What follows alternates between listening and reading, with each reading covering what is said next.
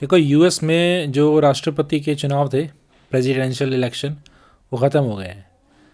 तो पहले से बहुत खबरें आ रही थी कि इलेक्शन की वजह से हायरिंग कम हो रही है इंडिया में या बाकी देशों में, आईटी सेक्टर में स्पेशली।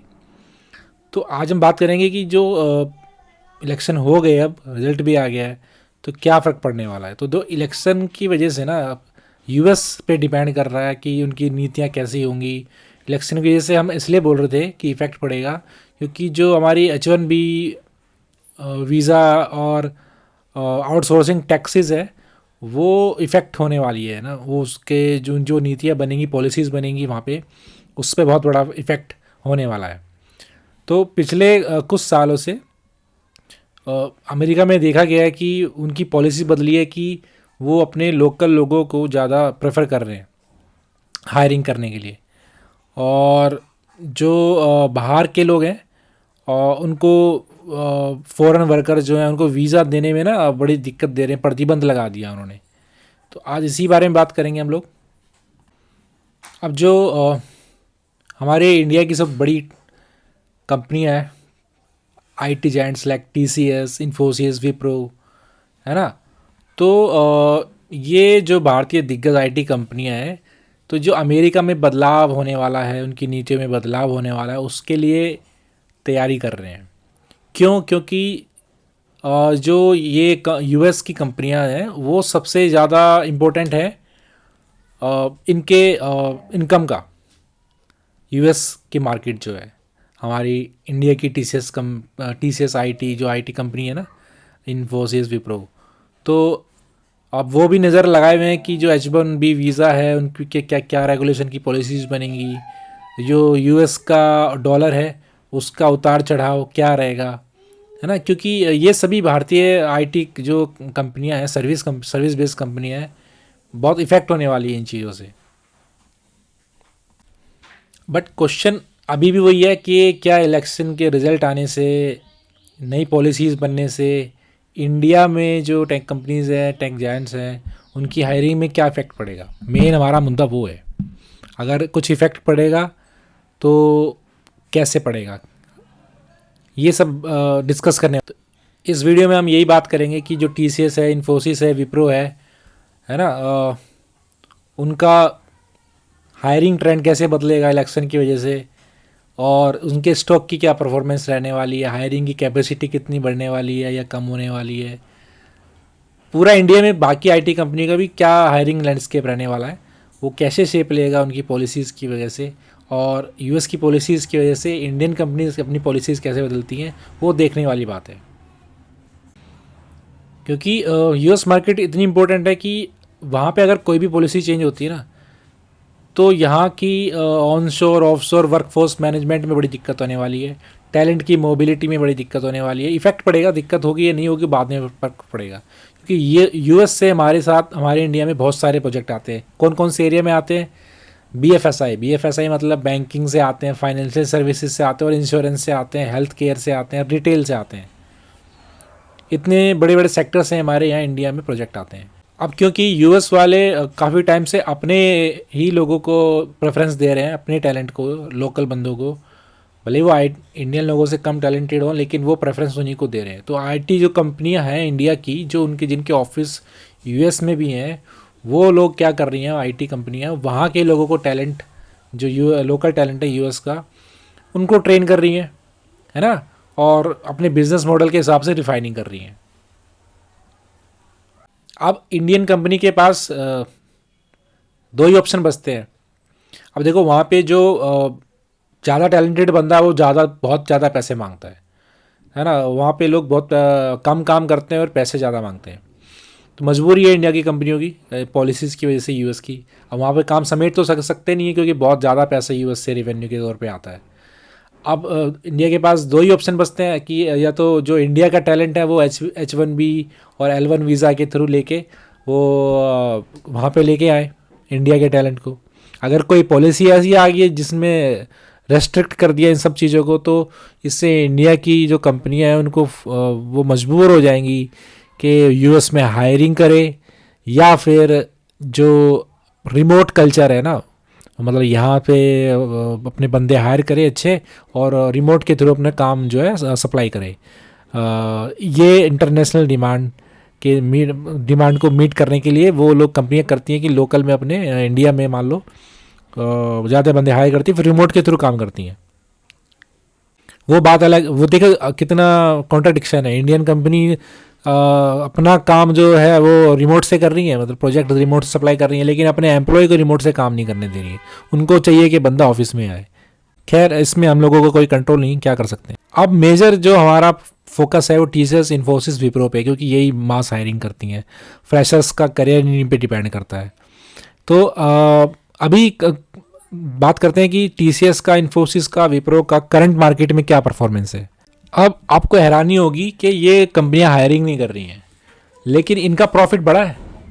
अब आप देखोगे तो जो डिमांड में कमी आई है और इंटरेस्ट रेट भी बढ़ा है मार्केट का, लेकिन जो आईटी सेक्टर है इंडिया का, वो उसने पिछले साल से ज़्यादा अच्छा परफॉर्म किया है। निफ्टी आईटी, जो आईटी इंडेक्स है, निफ्टी आईटी इंडेक्स, वो 31% की दर से बढ़ा है पिछले साल से। इसने निफ्टी 50 को भी नीचे कर दिया है। जो निफ्टी 50 है वो सिर्फ 25% से बढ़ा है। निफ्टी आईटी जो है 31% से बढ़ा है। परसिस्टेंट सिस्टम और कॉफरगे जैसी कंपनियां हैं, उन्होंने बहुत 71% तक का गेन किया है भाई, और कॉफरगे ने 48% तक का किया है। और जो अगर हम टीसीएस, इन्फोसिस की बात करें, और ये तो इन्फोसिस ने 27% गेन किया सिर्फ, और टीसीएस ने 18% किया। गेन इन्होंने भी किया, हो सकता है कम किया, लेकिन बाकी कंपनियों से कम किया, लेकिन इनका बहुत बड़ी कंपनी है, इनके लिए इतना बहुत है। 27% इन्फोसिस का है, टीसीएस का 18% है, विप्रो का 41% है। लेकिन जो इन्फोसिस वाले हैं, टीसीएस वाले हैं, इसको मान रहे हैं कि ये रिलेटिवली अंडर परफॉर्मेंस है। चलो मान लेते हैं अंडर परफॉर्मेंस है, इसको ये ग्रोथ नहीं मान रहे हैं, है ना। मतलब 18% भी अगर ग्रो हो रहा है तो उसको मान नहीं रहे हैं। 27% इन्फोसिस का ग्रो हुआ नहीं मान रहे, ठीक है। तो उनका कहना है कि जो ग्लोबल डिमांड है उसमें स्लो डाउन हुआ है, डील क्लोजर करने में बहुत इश्यूज आ रहे हैं, रेवेन्यू ग्रोथ कम हुई है, लेकिन फिर भी कंपनियां लॉन्ग टर्म में बहुत फ़ायदा कर रही हैं। और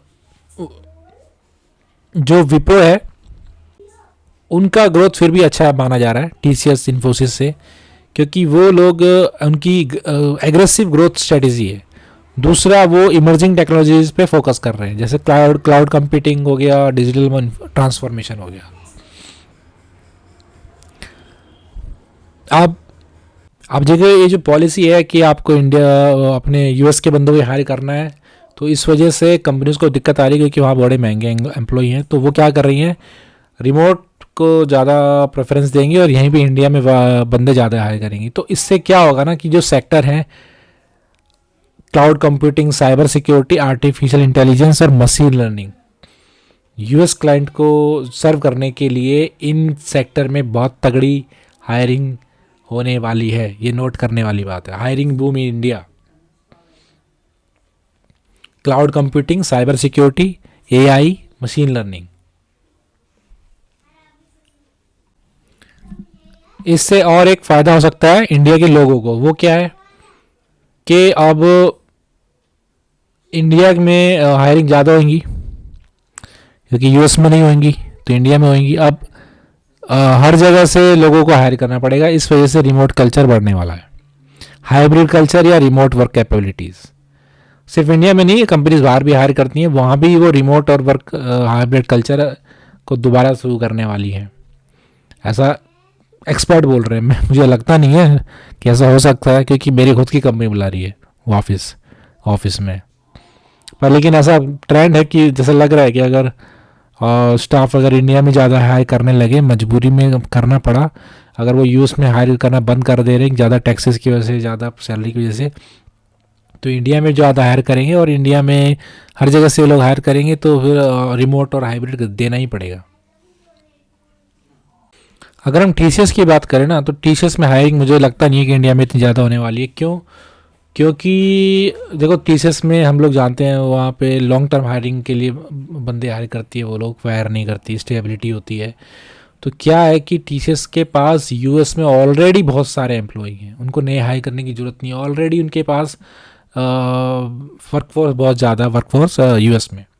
उनको फोकस करना है सिर्फ नई इमर्जिंग टेक्नोलॉजीज़ पे, और बाकी इंडिया में भी वो अपना बनाए हुए हैं, अच्छे खासे एम्प्लॉई हैं उनके, और यूएस में भी काफ़ी हैं। तो उनके यहाँ मुझे लगता नहीं है कि मजबूरी में उनको इंडिया में हायर करना पड़ेगा। यूएस के एम्प्लॉय से उनका काम चल जाएगा, रिमोट भी उतना नहीं होने वाला। तो रिमोट वैसे भी टीचर्स में उतना है नहीं, रिमोट वर्किंग हाइब्रिड मॉडल भी कम ही है, ऑफिस जा ही रहे हैं लोग।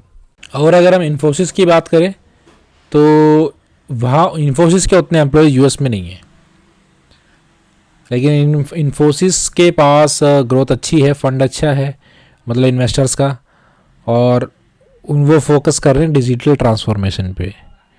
ठीक है, तो उनकी जो पॉलिसी है, जो स्ट्रेटजी है कि इंडिया में हायर करो और रिमोटली प्रोजेक्ट्स को डिलीवर करो। तो यहाँ मुझे लग रहा है कि इंडिया में इन्फोसिस हायरिंग बढ़ाएगी।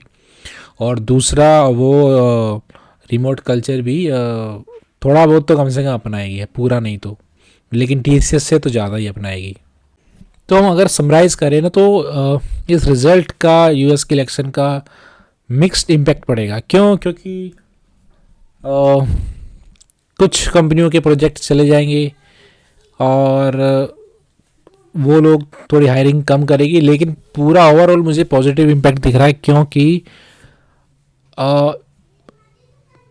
रिमोट प्रोजेक्ट्स को डिलीवर करने के लिए इंडिया में हायरिंग होगी काफ़ी, इन पर्टिकुलर स्किल्स में, जिसमें आपका एआई है, क्लाउड कंप्यूटिंग है, ऑटोमेशन है, इन स्किल्स में, जो कि लोकेशन इंडिपेंडेंट है।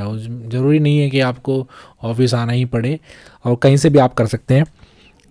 वैसे पूरा आईटी काम ही लोकेशन इंडिपेंडेंट होता है, पर फिर भी ये कुछ ज़्यादा ऐसी स्किल्स हैं जो लोकेशन इंडिपेंडेंट है।